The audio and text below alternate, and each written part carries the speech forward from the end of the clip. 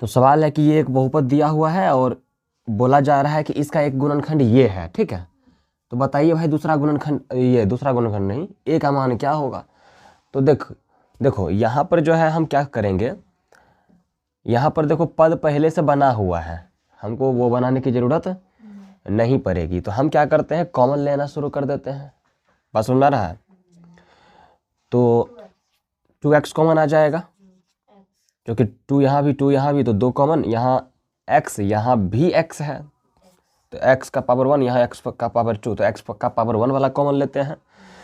2 से 2 खत्म, यहाँ x गुना x होता है ना, एक्स स्क्वायर का मतलब, तो एगो x खत्म, एक x बच जाएगा, एगो x, ठीक है। फिर 2 से 2 खत्म, x से x खत्म, बचा a। फिर प्लस 5 और 10 में 5 कॉमन आएगा, यहाँ x है लेकिन यहाँ है नहीं, तो x कॉमन नहीं आएगा। तो 5 से 5 खत्म, x बचा, प्लस 2, यही ना।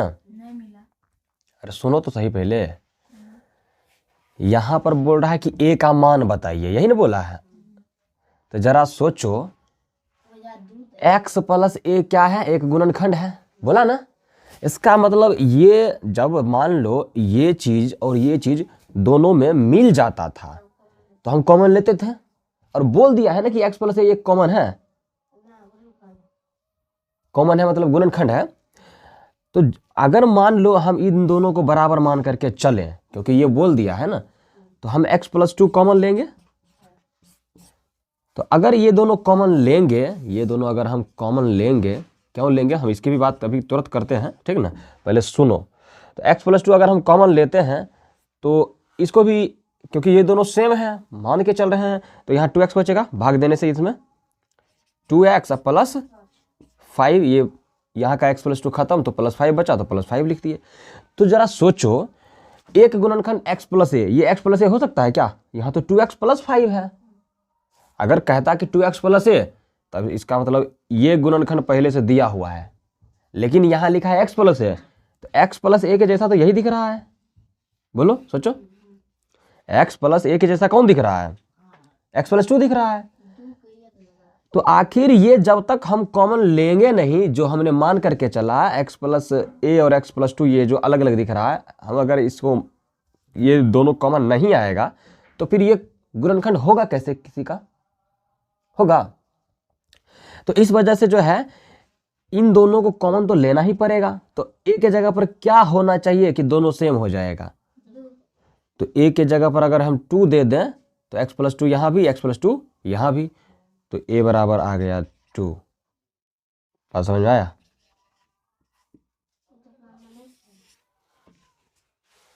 तो ये बोल रखा है, अपना मन से हम नहीं कर रहे हैं। x प्लस a एक गुणनखंड है।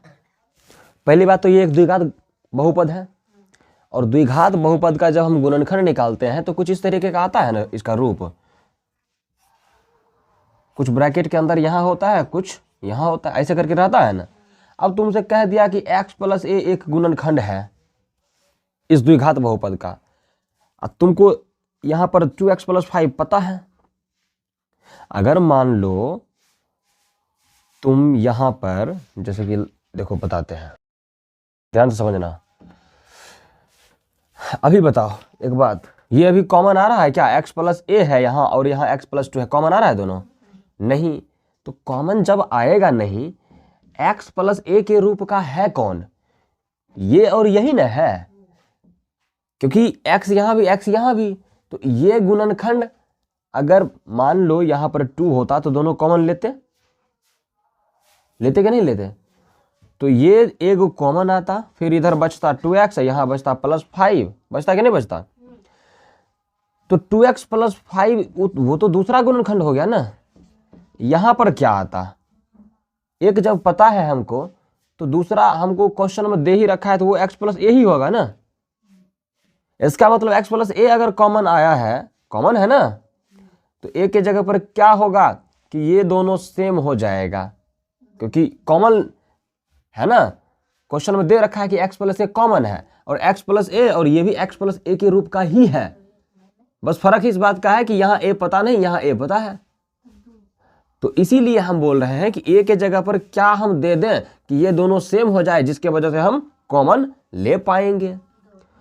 तो हमने यहाँ कहा कि अगर a के जगह पर हम 2 दे दें तो ये भी x+2, ये भी x+2, तो x+2 कॉमन आ जाएगा ना। तो यही ना क्वेश्चन पूछा है कि x प्लस एक कॉमन है, एक गुणनखंड है, और बताइए a का मान क्या होगा। तो अगर वो एक गुणनखंड है तो कहीं ना कहीं से इसमें से कॉमन ही आया होगा, है कि नहीं। तो कॉमन हमने देखा कि x+2 आ सकता है, तो a के जगह पर 2 जब तक होगा नहीं तो ये भी x+2 बनेगा नहीं, तो इस वजह से जो है कॉमन नहीं आ सकता है। तो इसलिए हम क्या सोचे कि इस यहाँ a के जगह पे अगर 2 रख दें तब तो ये x+2 ये भी x+2 बन जाएगा, तभी ना कॉमन आ सकता है, तभी हम कह पाएंगे कि अच्छा ये एक गुणनखंड है क्वेश्चन में जो बोला है। तो इसलिए हम a की जगह 2 रखें, क्यों, बराबर करने के लिए। बराबर क्यों कर रहे हैं, ताकि ये कॉमन आ जाए। कॉमन क्यों ले रहे हैं, क्योंकि क्वेश्चन में दे रखा है कि ये एक गुणनखंड है और हम कॉमन लेकर के देखना चाहते हैं कि उसका गुणनखंड इसमें आता है या नहीं आता है। तो पता चला आता है x + a, यहाँ पर a के जगह पर अब 2 हो जाएगा, है कि नहीं। तो a का मान कितना निकला, 2, यही आंसर है। आया बात समझ में। और क्वेश्चन नंबर 12 ना में जो है दिया है p of x is equals to kx² - 3x + 5, और दिया हुआ है कि यदि द्विघात बहुपद, ये p ऑफ x का मतलब क्या, पॉलिनोमियल ऑफ x, यानी कि बहुपद का ये एक नाम है, ठीक है ना। तो एक बहुपद दे रखा है kx² - 3x + 5, और आगे लिखा हुआ है कि इसके शून्यकों का योग 1 है। शून्यकों का योग मतलब क्या, अल्फा प्लस बीटा 1 दे रखा है, ठीक है। तो k का मान क्या होगा, तो भाई k का मान क्या होगा यही ना बताना है, ठीक है।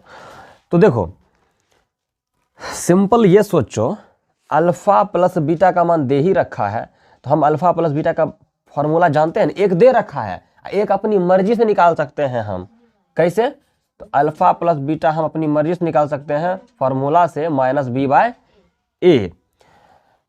तो ठीक है, पहले निकालते हैं b कितना है, तो पहले इस चीज को लिख लेते हैं। इस ब्रैकेट के अंदर क्या रखना है हमको, ये b जो है ब्रैकेट के अंदर रहेगा, और b है हमारा पूरा का पूरा -3, तो यहाँ रखेंगे -3, ये माइनस फार्मूला से है, ये -3 यहाँ से आया है, इस बात का ध्यान रखना है। और a कितना है हमारा, तो a होता क्या है सर, तो a होता है x² के साथ में जो गुना में होता है, तो वो क्या है, वो है k। तो a का मान कितना निकला है, k, तो बनाओ माइनस माइनस प्लस, +3/k, यानी कि एक चीज जो है हमको क्वेश्चन में दे रखा है कि अल्फा प्लस बीटा का मान 1 है, और हमने सोचा हम तो फार्मूला की मदद से भी निकाल सकते हैं। तो अल्फा प्लस बीटा बराबर हमने लगा दिया -b/a, तो हमें निकला है कितना, 3/k, यानी कि 3/k। अब जरा सोचो, अल्फा बीटा का मान यहाँ 3/k आया है, यहाँ अल्फा प्लस बीटा का मान 1 दे रखा है, दोनों तो अल्फा प्लस बीटा ही तो है कि नहीं। तो हम क्या करेंगे, अल्फा प्लस बीटा का ये मान और ये मान दोनों को बराबर कर लेते हैं, क्योंकि भाई ये भी अल्फा प्लस बीटा, ये भी अल्फा प्लस बीटा।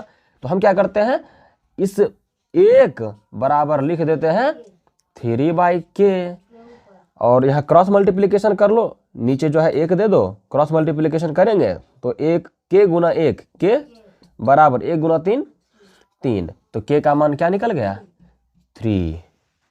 बात समझ में आया। तो इस तरीके से क्वेश्चन नंबर 12 हम बनाएंगे।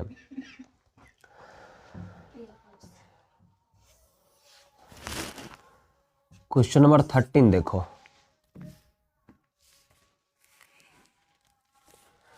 यहां इसमें भी कुछ वैसा ही है। p ऑफ x बराबर दिया हुआ है x² - 4x + k, कहने का मतलब एक बहुपद दिया हुआ है। बात समझ में आ रहा है कि polynomial of x is equals to x² - 4x + k। तो बताना ये है, इसके आगे और दिया हुआ है, इसमें शून्यकों का गुणनफल 3 है, उस समय शून्यकों का योग दिया था, यहाँ गुणनफल दिया है। गुणनफल दिया है मतलब क्या, अल्फा प्लस बीटा बराबर कितना मान दिया हुआ है 3, शून्यकों का गुणनफल है ना, ये हमको गिवन है, दिया है, हिंदी में लिख देते हैं, दोनों लिख देते हैं, दिया है।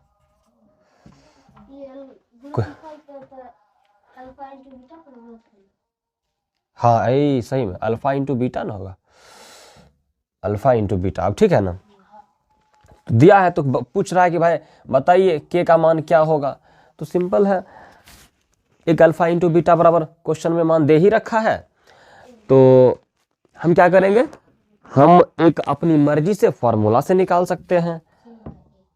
तो जो है हम अल्फा इंटू बीटा बराबर क्या जानते हैं, सी बाई ए, और सी का मान कितना है, यही ना होता है सी का मान है के, ए का मान एक्स स्क्वायर के साथ में गुना में जो रहता है, तो एक्स स्क्वायर का मान एक्स स्क्वायर के साथ में गुना में कौन है 1, तो एक से भाग देंगे के में तो के ही आएगा, यानी अल्फा इंटू बीटा का मान कितना आया के, और एक क्वेश्चन में दे रखा है कि अल्फा इंटू बीटा बराबर 3, तो दोनों के दोनों अल्फा इंटू बीटा ही है, तो ये इसका मान भी जो है बराबर ही होगा, तो इसलिए के बराबर 3, इसलिए के बराबर 3 आंसर। आया बात समझ में। तो इस तरीके से जो है हम छोटे छोटे क्वेश्चंस का, क्वेश्चन देखो ध्यान से,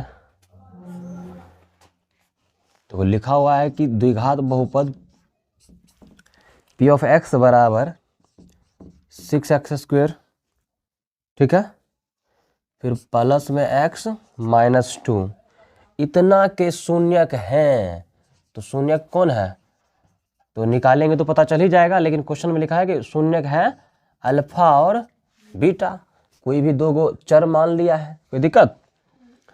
उसके बाद पूछ रहा है कि बताइए alpha by beta plus beta by alpha का मान क्या होगा। हाँ तो जरा समझना यहाँ पर ये है, ये थोड़ा सा बस खाली इसका रूप बदल दिया है, बच्चा यहाँ परेशान हो जाता है कैसे करें।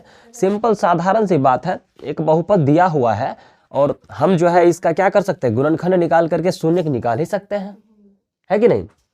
शून्यक निकल जाएगा दो गो, और क्वेश्चन में दे रखा है कि शून्यक हमारा अल्फा और बीटा है, ये मान के चल रहा है, तो दो गो शून्यक निकल ही जाएगा। अल्फा एक शून्यक अल्फा हो जाएगा, एक दूसरा शून्यक बीटा हो जाएगा, तो आराम से अल्फा की जगह अल्फा का मान रखना है, बीटा की जगह बीटा का मान रखना है, और फिर भिन्न का जोड़ होगा, मान निकल जाएगा। तो वही तो करना है, तो ध्यान से देखना। तो बहुपद को जीरो करना है ना, तो पी ऑफ एक्स बराबर क्या रखना पड़ेगा, जीरो। क्यों रखना पड़ेगा, क्योंकि बहुपद का मान जब तक जीरो नहीं होगा तब तक इसका शून्य कैसे निकलेगा, बात समझ में आया। तो पी ऑफ एक्स की जगह जीरो रख दे रहे हैं और इसका गुणनखंड निकालो, तो 6x² और माइनस 2 गुना करेंगे तो आ जाएगा माइनस में 12x² ना। और अगर हम इस 12 का गुणनखंड संभव गुणनखंड लिखें तो 6 गुना 2 4 गुना 3 और 1 गुना 12, पलट के भी लिख सकते हैं लेकिन लिखेंगे नहीं। हाँ 4 और 3 से जो है हमको 1 मिल सकता है ना, नहीं मिल सकता, तो 4 और 3 थोड़ा सा हटा के लिखते हैं, x लगा देते हैं, और हमको x चाहिए मतलब 1 चाहिए प्लस में ना, x के साथ गुना में है ना 1, या फिर हम कह सकते हैं कि प्लस में x चाहिए, तो प्लस में आंसर पाने के लिए बड़ा वाला प्लस में छोटा वाला माइनस में देना पड़ेगा, तभी 4x में से 3x घट करके 1 x बचेगा।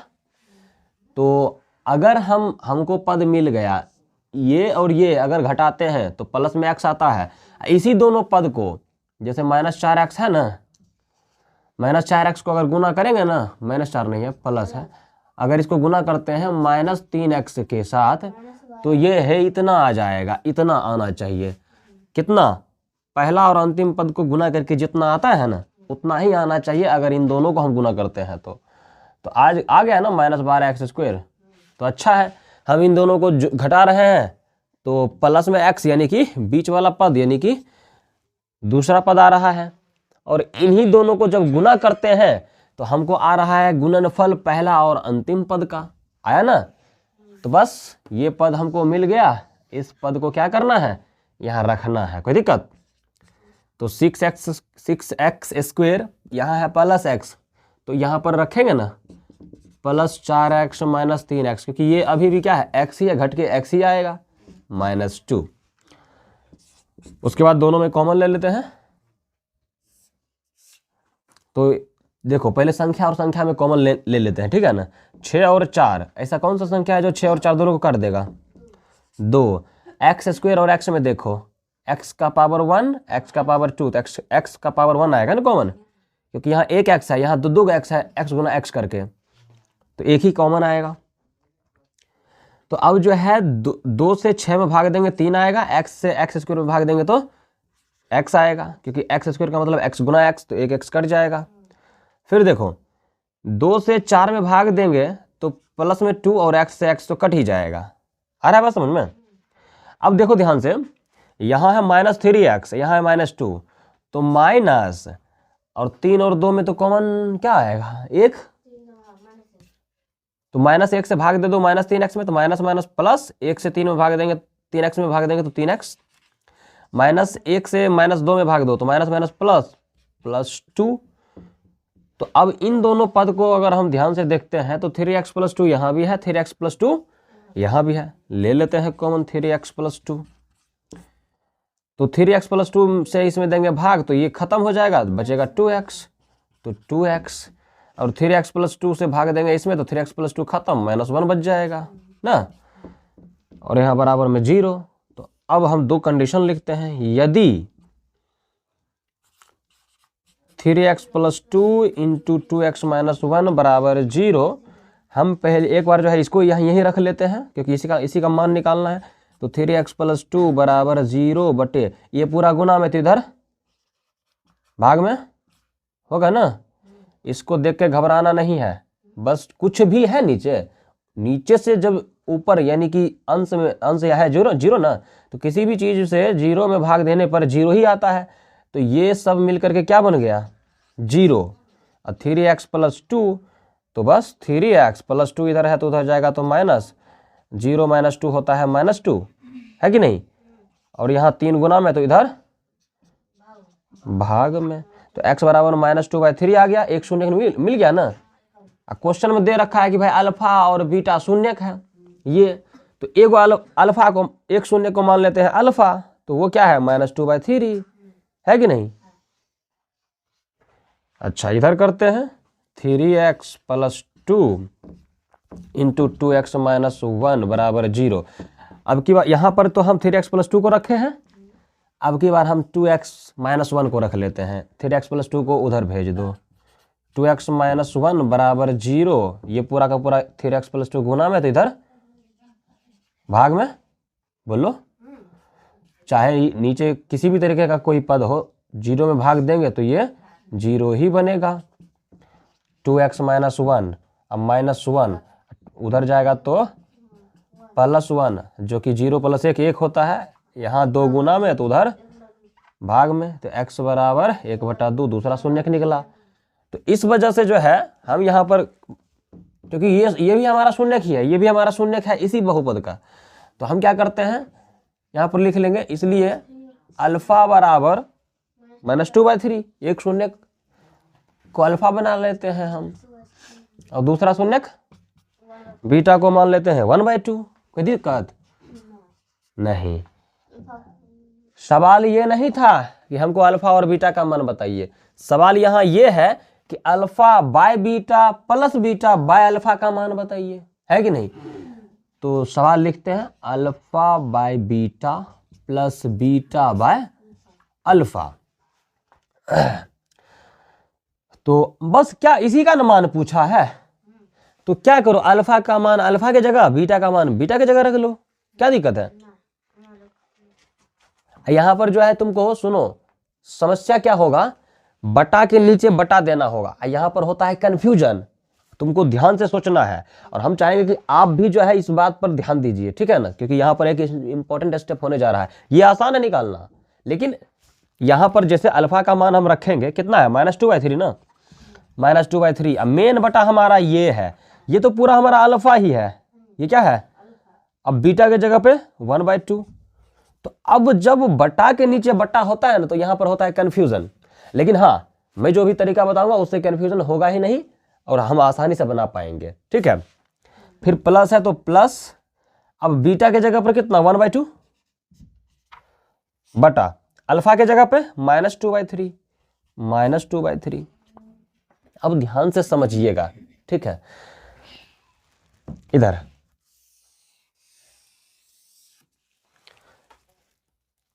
मान लीजिए यहां पर अंश है, ठीक, यहां पे हर है, ये पहला अंश है, ये दूसरा अंश है, ठीक है। और यहां पर मेन बटा है हमारा ये, ठीक, और नीचे जो है हमारा दूसरा अंश है और दूसरा हर है। सोचने वाली बात यह है कि हम जानते हैं एक बात कि अगर मान लीजिए कि 4/5 कहीं भी लिखा हुआ है तो इस चीज को हम इस तरीके से भी भाग के रूप में लिख सकते हैं। 4 यहाँ अंश होता है और 5 जो है राइट साइड में हर होता है। तो इस वजह से जो है हम अगर इस तरीके से लिख लेंगे ना तो सवाल बनाने में आसानी होगी। कैसे आसानी होगी? तो हम क्या कर सकते हैं, एक चीज पहले से जानते हैं, 4 नहीं कुछ तो नीचे दोनों में 1 दे देंगे।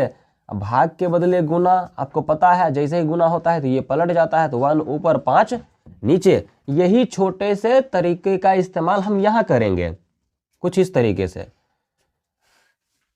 जैसे अंश बटे हर है ना लिखा हुआ, तो उसको हम इस पूरे को, क्योंकि ये पूरा का पूरा हम क्या मान के चलेंगे, जैसे कि यहाँ 4 है ना पूरा, तो इस पूरे को हम मान के चलेंगे कि वो 4 जैसा है। तो हम इस पूरे को इधर लिख लेते हैं, जैसा कि हमने 4 को पहले लिखा है, भागा अंश 2 बटे हर 2, कोई दिक्कत। और हम जो है यहाँ पर भाग के बदले गुना कर लेते हैं, समझ जाएंगे।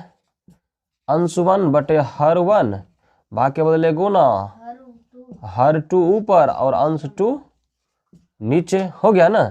कहने का मतलब ये है कि जब बटा के नीचे बटा होता है, वैसे इस भिन्न के लिए हर है 3 और इस भिन्न के लिए हर है 2।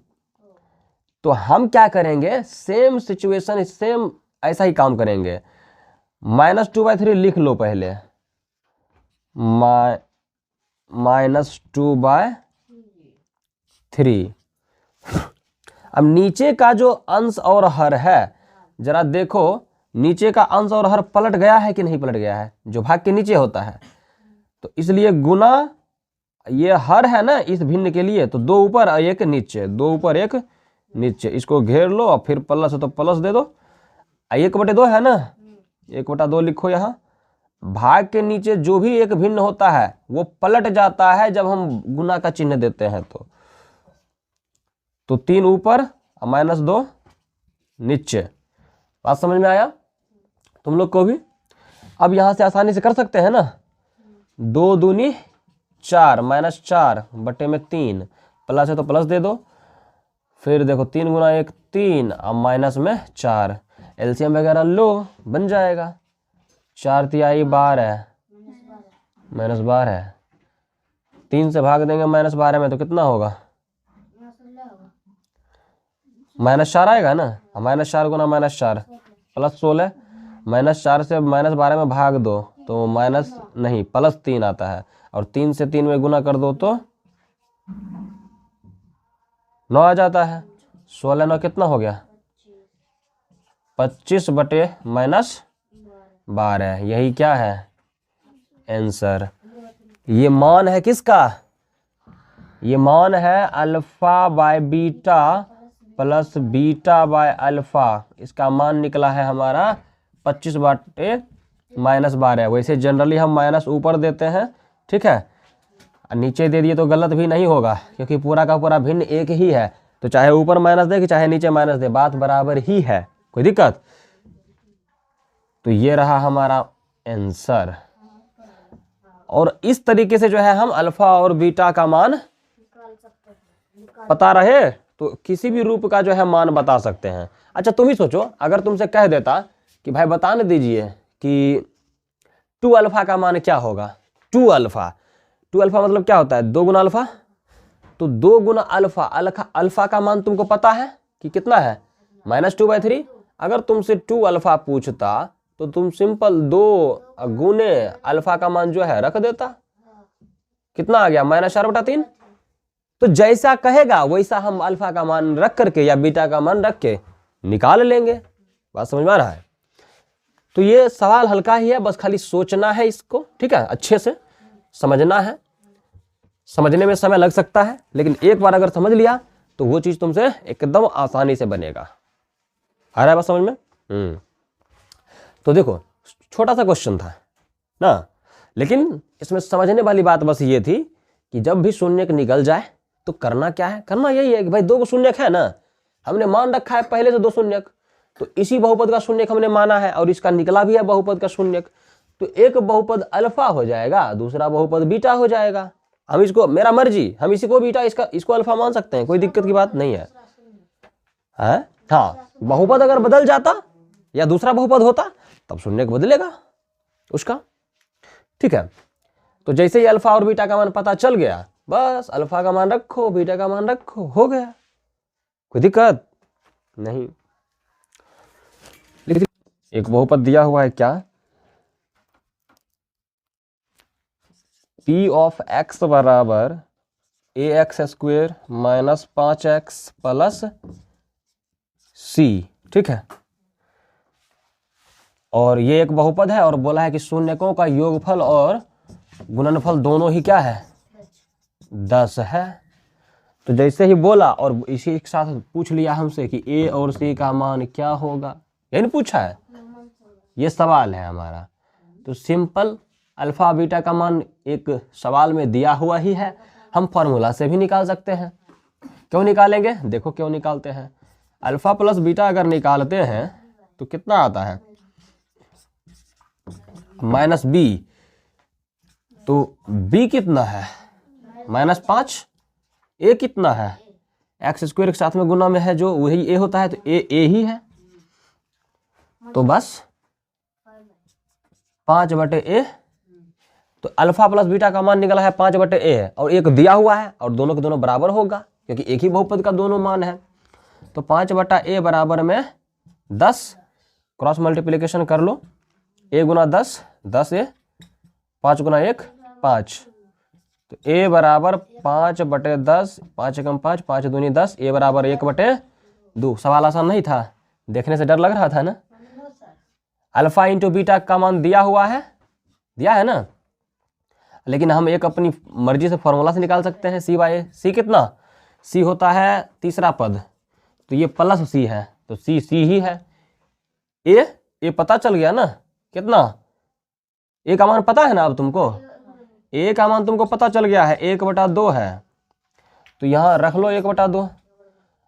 तो अल्फा इंटू बीटा का मान जो है, अच्छा तुम अभी तुरंत पढ़ा है कि जब नीचे में यानी कि हर में अगर कोई बटा हो तो वो जब गुना के रूप में लिखते हैं तो वो पलट जाता है। तो हो जाएगा c गुना में 2 ऊपर 1 नीचे, 2 ऊपर 1 नीचे यानी कि 2c, यानी अल्फा इंटू बीटा का मान 2c निकला, एक मान दिया हुआ है तो 2c बराबर 10। तो c बराबर 2 इधर गुना में तो इधर भाग में, 2 एकम 2, 2 पचे, तो c बराबर 5।